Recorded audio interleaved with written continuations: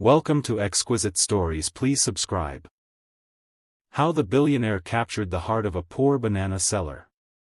Rafael Montero had always imagined inheriting his grandfather's empire would feel like victory. Instead, sitting in the mahogany-paneled office of Whitmore and Associates on a gray Tuesday morning, it felt like a noose tightening around his neck. "I'm sorry, could you repeat that?" Rafael leaned forward in the leather chair, certain he'd misheard. Gerald Whitmore, his grandfather's attorney for 40 years, adjusted his wire-rimmed glasses and read from the document again, his voice maddeningly steady. The entirety of the Montero estate, including all shares of Montero Industries, property holdings, and liquid assets totaling approximately $50 billion, shall pass to Rafael Antonio Montero upon the following conditions. He must enter into a legal marriage within 6 months of the reading of this will and remain married for a minimum of 1 year, demonstrating. Gerald paused, looking up with something resembling sympathy, genuine commitment and personal growth. Rafael's laugh was sharp and humorless. "You're joking. I assure you, Mr. Montero, your grandfather was quite serious. There's more." Gerald cleared his throat. "Should you fail to meet these conditions, the entire estate will be distributed among various charitable organizations as outlined in Appendix C. You will retain only your current salary and existing personal assets."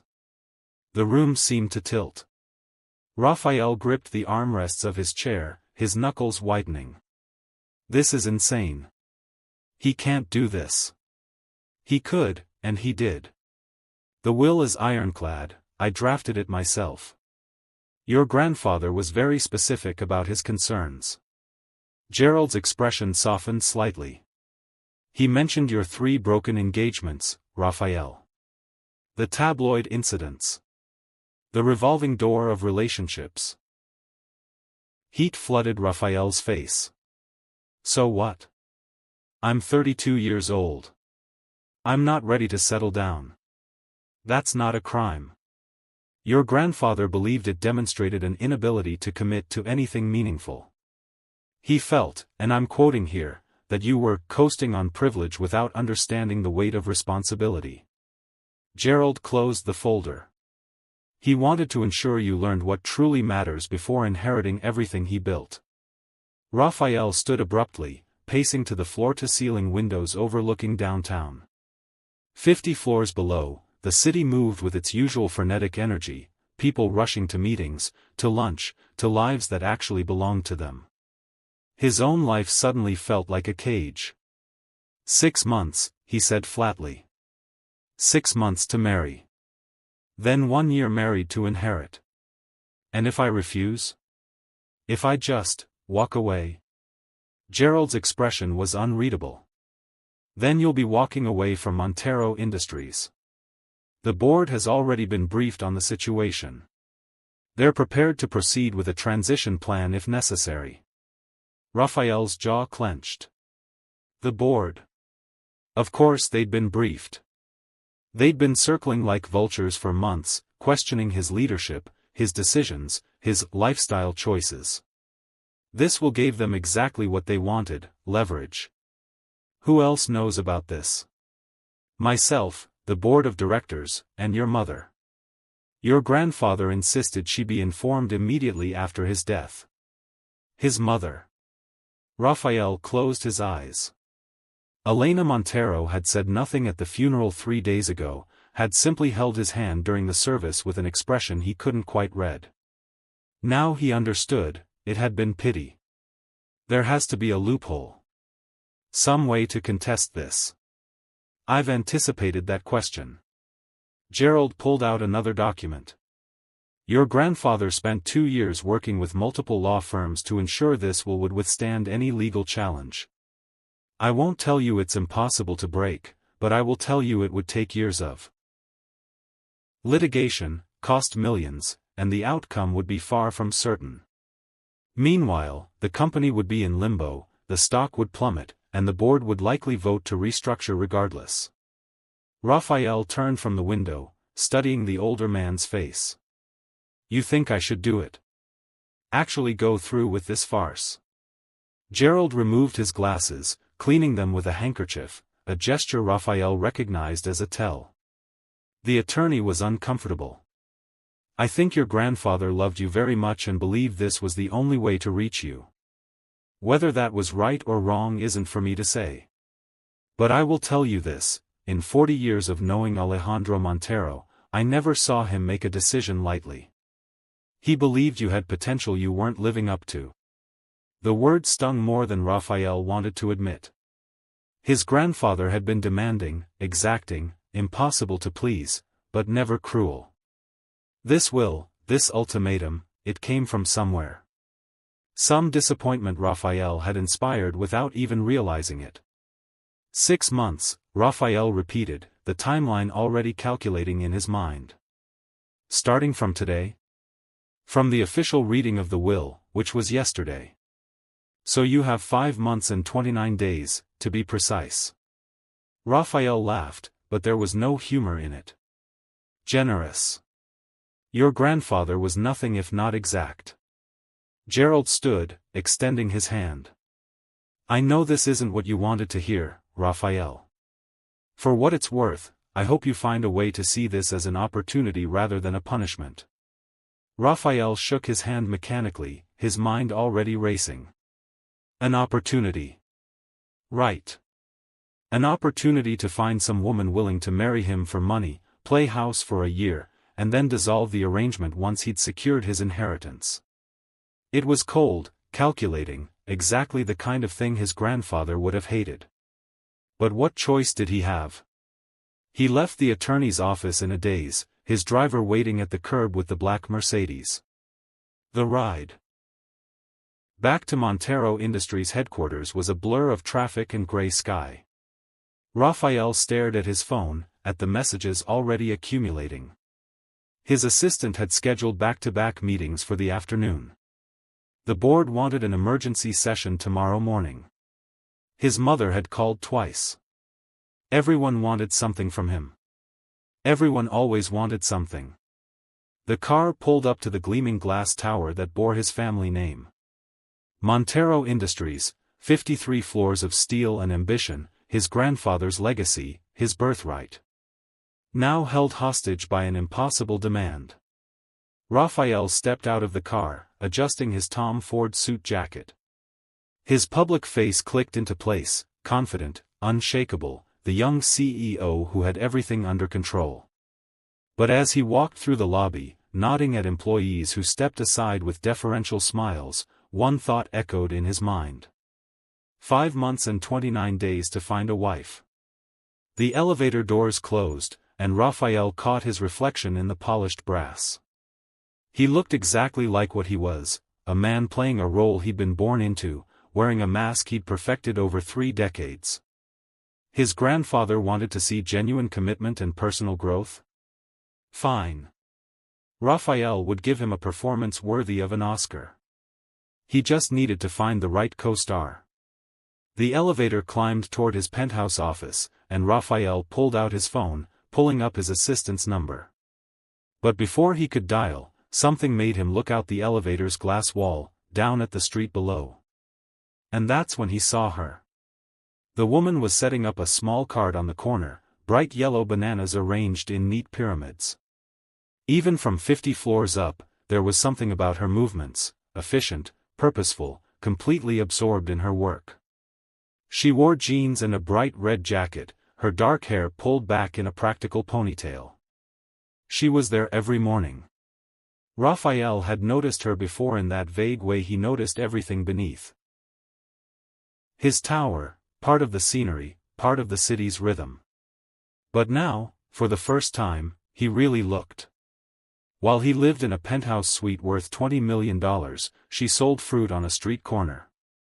While he flew to Milan for suits, she probably worried about making rent. While he had everything, she had, what? Hope? Determination?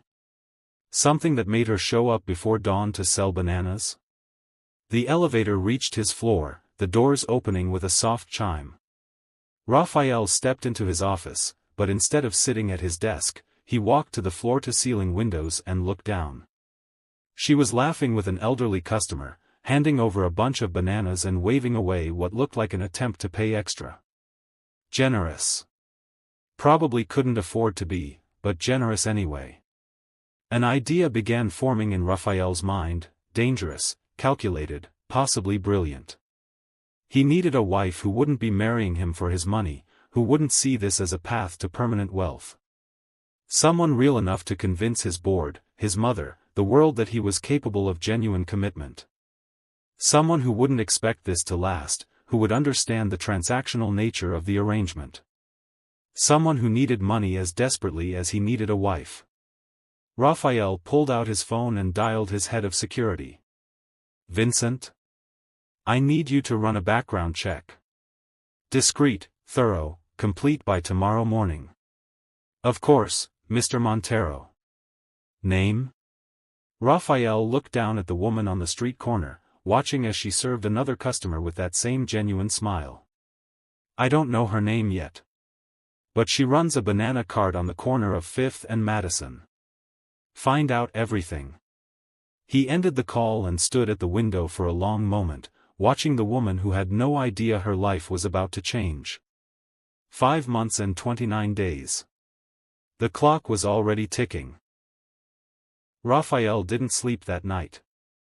He lay in his king-sized bed, staring at the ceiling of his penthouse bedroom, his mind cycling through scenarios. Every option felt like a trap. Marry someone from his social circle? They'd expect the arrangement to become permanent, would cling to the Montero name and wealth like a life raft. Hire someone outright? Too transactional, too obvious, the board would see through it immediately, and his grandfather's clause specified genuine commitment. He needed someone real. Someone with actual problems that money could solve. Someone who wouldn't mistake a business arrangement for a fairy tale. At 5:47 a.m., Raphael gave up on sleep. He pulled on athletic wear and headed to his home gym, punishing his body with weights until his muscles screamed. But even the physical exhaustion couldn't quiet his mind. By 6:30, he was showered and dressed, standing at his living room windows with a cup of black coffee, looking down at the street corner 53 floors below. She wasn't there yet. Raphael checked his watch. According to Vincent's preliminary report, delivered at midnight via encrypted email, the woman's name was Jasmine Torres, 26 years old, originally from the Bronx. She typically arrived at her cart location between 6:45 and 7 a.m., depending on subway delays. She'd been selling fruit at that corner for 3 years, never missed a day except for 2 weeks last year during what appeared to be a family emergency. The report had been frustratingly sparse on personal details. Vincent was still digging deeper, but the basics were clear. Jasmine Torres worked hard, kept her head down, and somehow made enough from selling bananas to survive in one of the most expensive cities in the world. Raphael sipped his coffee, watching the street below slowly wake up. A delivery truck double-parked. A jogger passed. The bodega on the corner lit up from inside. Then, at 6:52, she appeared.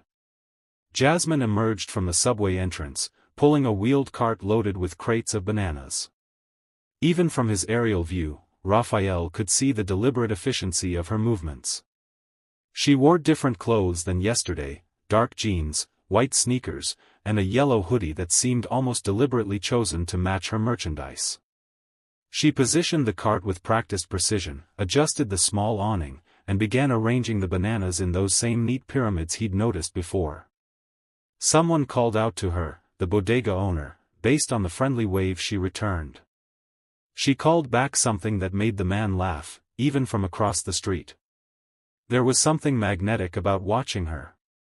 While his world operated in boardrooms and merger negotiations, hers existed in this small circle of concrete and conversation. Yet she moved through it with a confidence he recognized, the assurance of someone who knew exactly what they were doing and did it well.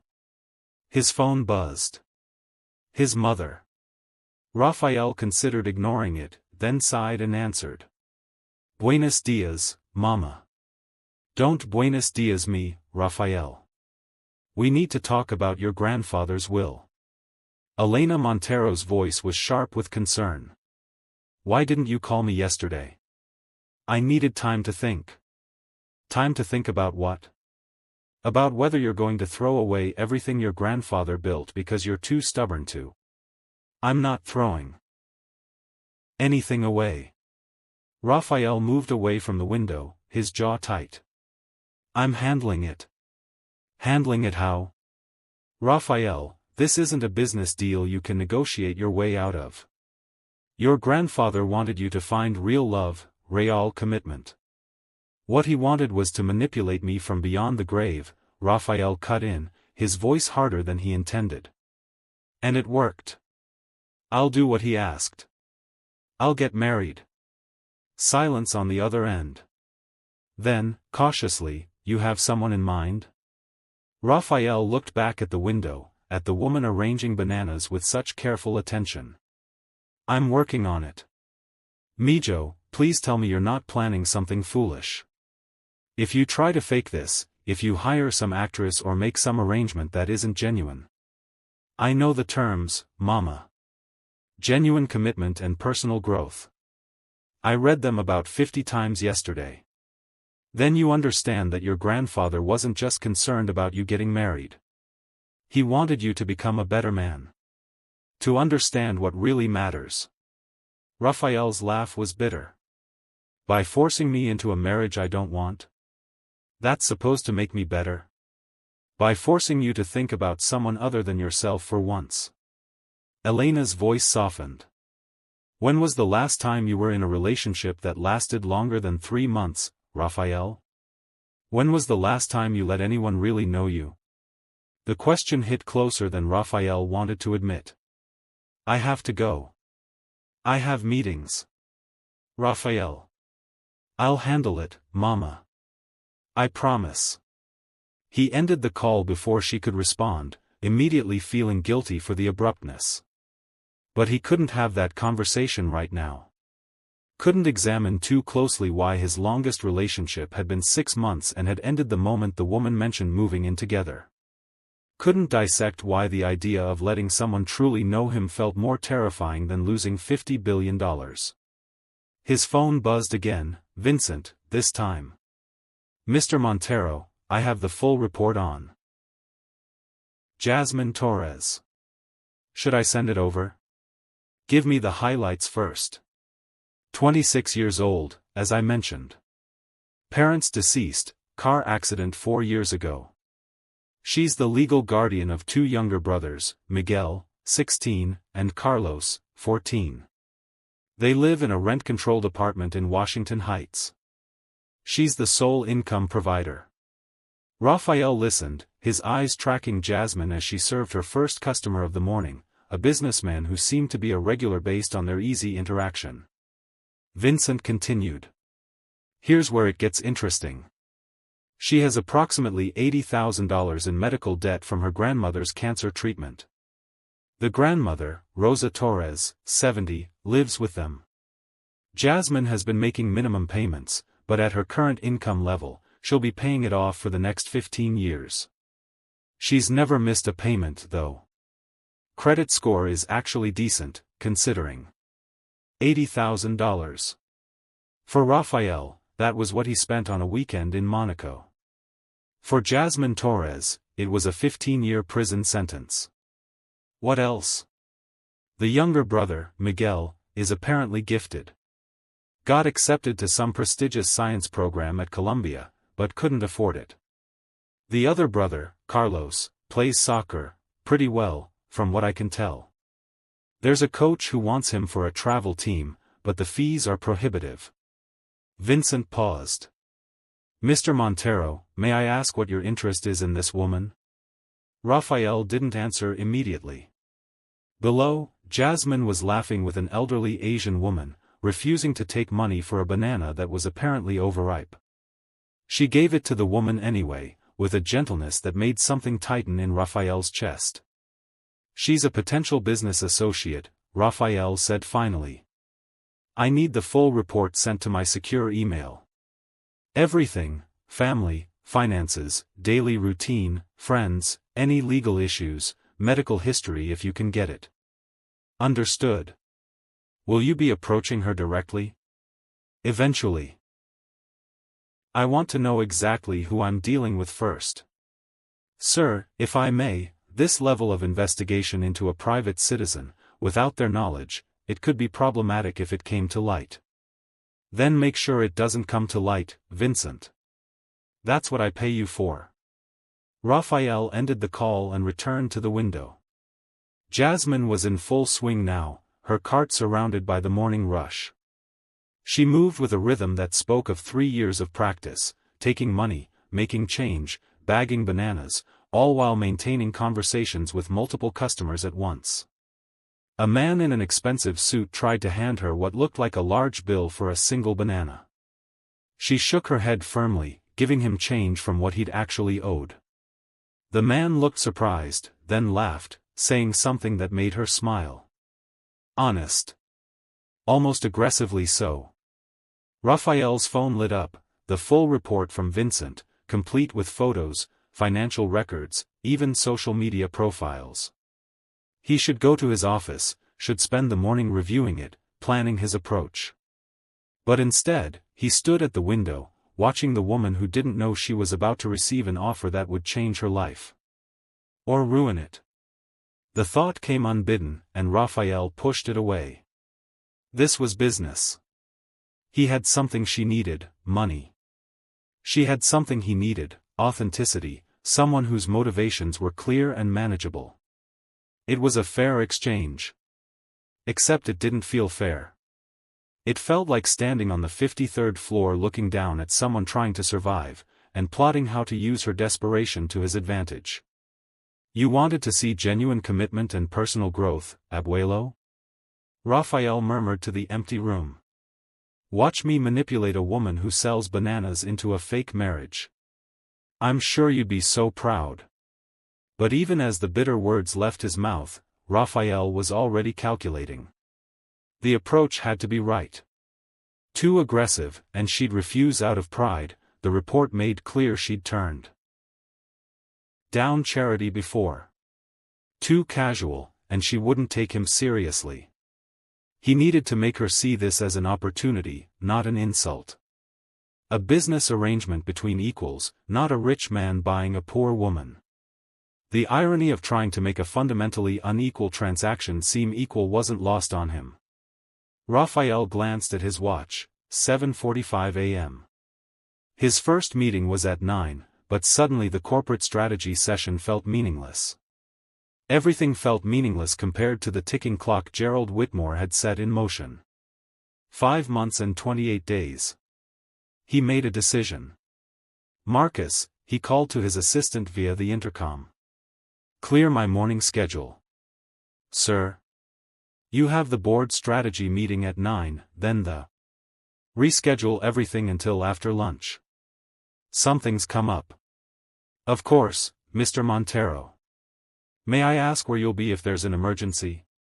Raphael looked down at the street corner, at the woman arranging her pyramids of bananas with such careful precision. Research, he said. I'm doing research. He grabbed his phone and wallet, pulling on a baseball cap and sunglasses, something he rarely wore but kept for the occasional moment when he wanted to move through the city unrecognized. In jeans and a plain black t-shirt instead of his usual Tom Ford armor, he looked almost normal. Almost like someone who might actually buy fruit from a street cart. The elevator ride down felt longer than usual.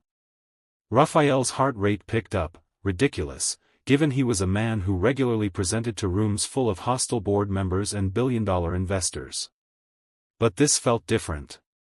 This was personal in a way business never was. He stepped out onto the street, the morning air cooler than expected.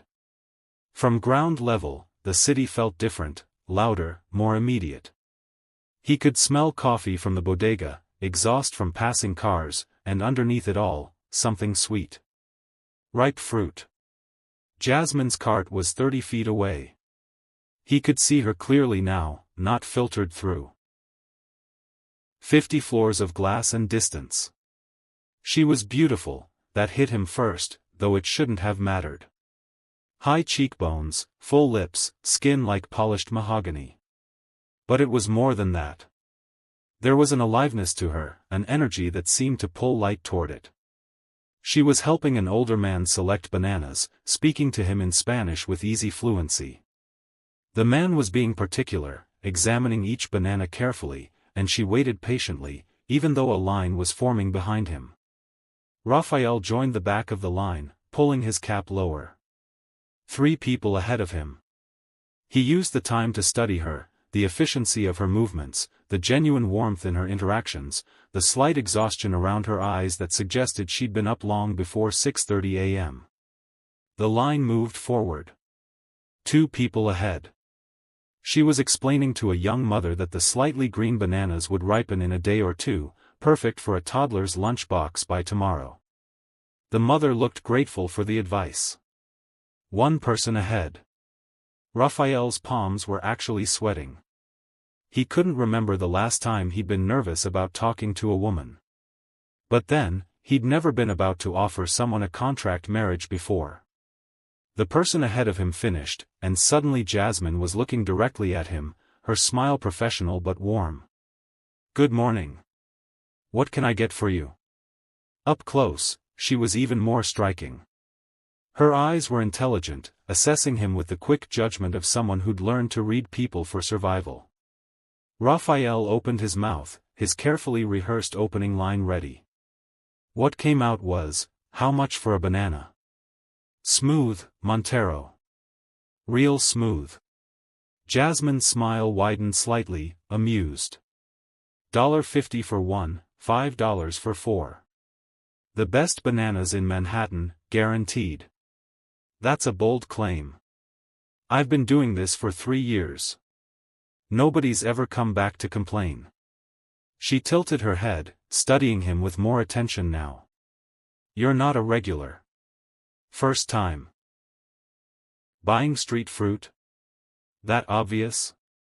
The $500 sneakers kind of give it away. Raphael glanced down at his shoes, Tom Ford, actually closer to $700, but he wasn't about to correct her. Can't a guy with expensive shoes like bananas? A guy with expensive shoes usually has someone else buy his bananas for him. But she was smiling as she said it, not judgmental, just observational. So what'll it be? 1 or 4? This was it. His opening. He could make a joke, start a conversation, build toward the proposition naturally. Instead, he said, 4. And do you have a minute to talk? Something shifted in her expression, wariness creeping in at the edges. Talk about what? A business opportunity. The warmth in her eyes cooled instantly. I'm not interested in whatever you're selling. Or recruiting for. Or trying to sign me up for. It's not like that. It's exactly like that. Look, I appreciate you buying bananas, but I've heard every pitch there is. Be your own boss. Financial freedom. Ground floor opportunity. I'm not interested. She bagged 4 bananas with sharp, efficient movements and held them out. $5. Raphael took the bag, his carefully constructed plan already falling apart. I'm not trying to recruit you for anything. I have a legitimate business proposition that I think would benefit both of us. Unless your business proposition involves buying more bananas, we're done here. She turned to the next customer. Hi, Mrs. Chen. The usual? Raphael stood there, holding his bag of bananas, effectively dismissed. The next customer, the elderly Asian woman he'd seen earlier, gave him a sympathetic look before turning her attention to Jasmine. He'd miscalculated. Come on too strong, too fast. Made her defensive instead of curious. Raphael stepped aside but didn't leave. He watched as she served Mrs. Chen with obvious affection, asking about her grandson, laughing at some story about a school play. This was someone embedded in her community, someone with relationships and routines and a life that had nothing to do with his world. And he was about to try to buy his way into it. The morning rush began to slow around 8:30. Jasmine took a moment to reorganize her cart, eating what looked like a homemade breakfast sandwich while standing. She noticed him still there, leaning against the bodega wall, and her expression tightened. "You're still here." "I'm persistent." "You're loitering." "There's a difference." But there was curiosity beneath the irritation now. "Who are you, anyway?" This was the moment. He could tell her the truth, that he was Rafael Montero, heir to a $50 billion fortune, standing on the street corner because he needed her to save his inheritance. But something stopped him. Maybe it was the way she'd looked at his expensive sneakers. Maybe it was knowing that the moment she heard his name, everything would change. "My name is Rafael," he said, which was true. "And I have a proposition that involves a significant amount of money in exchange for a specific service." Jasmine's eyes narrowed. "Get away from my cart before I call the cops." "No, not," Rafael realized how that sounded and actually laughed. "Dios mío, no. I'm not propositioning you that way. This is a legal business arrangement. A job, essentially. A job selling bananas? Because I already have that job, and I'm pretty sure I don't need a manager. Not selling bananas. Something else. Something that would pay enough to." He hesitated, unsure how much of Vincent's report to reveal. "To solve some financial problems. Significant ones." Jasmine went very still. "How do you know I have financial problems?" "Too much." He'd shown too much of his hand. "Everyone in this city has financial problems," Rafael said quickly. "That's not exactly breaking news. But I'm talking about real money. The kind that changes lives." "In exchange for what?" "Because nothing's free, especially not life-changing money from a stranger who hangs around my fruit cart." Rafael looked around. They were still on a public street corner, people passing, Mrs. Chen arranging oranges at her own cart nearby. This wasn't the place for this conversation. "Have lunch with me," he said. 1 hour. I'll explain everything, you can ask questions, and if you're not interested, I'll never bother you again. I'll even buy bananas from you every morning, no conversation required. Why would I have lunch with a complete stranger? Because you're curious. Because I'm offering you an hour of your time in exchange for information that might be valuable. And because, he pulled out his wallet and removed a business card, I'm not actually a stranger. He handed her the card. It was simple, expensive stock, embossed lettering, Rafael Montero, CEO, Montero Industries. He watched her face as she read it. Watched the moment the name registered. Her eyes widened, flickered up to his face, back to the card. "You're..." She couldn't seem to finish the sentence. "I know. The sneakers should have been a clue. You're Rafael Montero. Your building is right there." She pointed at the tower looming above them. "You've been up there this whole time while I've been down here?" 3 years, apparently. According to my research. Your research? Jasmine's voice went flat. You researched me. Mistake. Another mistake. Raphael needed to salvage this. Basic background check. It's standard procedure for business dealings. I know your name, that you run this cart, that you've been here for 3 years. That's it. It wasn't that. It was so much more than that. But she didn't need to know about the 80,000 in medical debt or the brothers or the grandmother. Not yet. Jasmine looked down at the card, then back at his face, her expression unreadable. What could the CEO of Montero Industries possibly want from a woman who sells banana? Lunch, Raphael said. 1 hour. After that, you decide. She should have said no. Every self-protective instinct she developed surviving in this city should have told her to refuse. But Raphael could see the curiosity winning, the same quality that had probably kept her going through 3 years of dawn wake-ups and concrete corners. 1 hour, Jasmine said finally. And you're buying? If I'm giving up lunch rush sales for this, it better be worth it. I promise you, Raphael said, meaning it more than she could know, it will be worth it. What he didn't say was, for both of us. Or it'll destroy both of us. One or